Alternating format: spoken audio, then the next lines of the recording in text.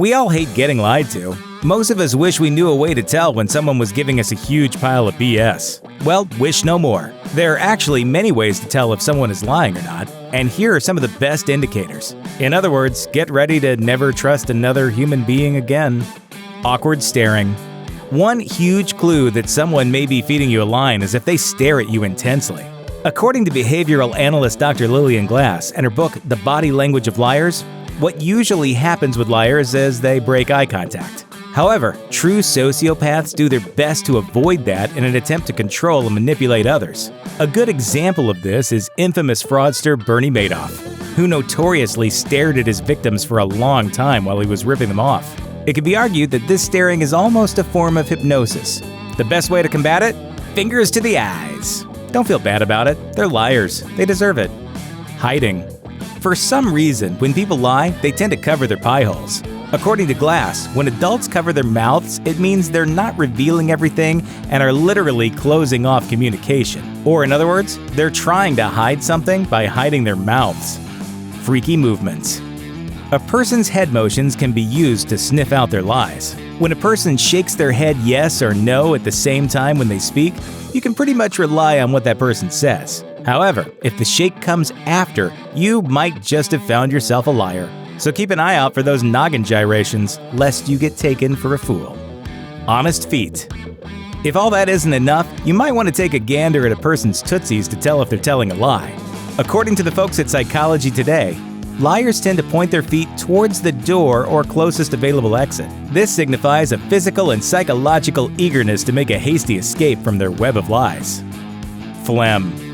When in conversation, you might want to pay attention to what sounds the person makes and when they make them. According to Spy the Lie, written by former CIA agents, liars clear their throats before they spout out a big whopper for two reasons. One, it's a nonverbal way of saying, "I swear to God." Two, they feel a need to lie, which causes a physiological reaction in them, like anxiety or mouth and throat dryness. T.M.I. Ever ask someone a question and they give you way more info than you asked for? It's because they're not giving you the full truth. In a way, they're hoping to wear you down by yammering on and on about everything except the answer to your question. By seeming completely open and giving you everything except an actual answer, liars hope you'll forget the question you asked in the first place. I don't trust you. Well, you know what? I don't trust you either. Same question.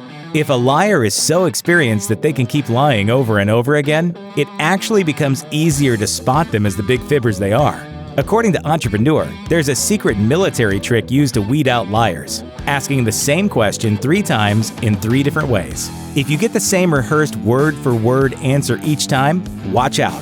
You might be dealing with a liar who thinks following a script will let them get away scot-free. If they give the same answer, but it sounds more natural and less scripted with some variation, then they're probably for real. It's when they start to sound like a politician that you can trust them like you would a politician. So, not at all. Obsessed with appearance. For some reason, when people are lying, they become obsessed with how they look. According to Spy the Lie, grooming oneself is a way to deal with the anxiety of lying. And if sweat is involved, forget about it.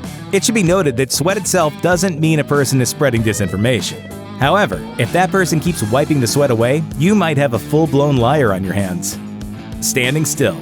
Although fidgeting may be a telltale sign, it turns out if a person's too stiff, you might want to grab the fire extinguisher because their pants just caught ablaze.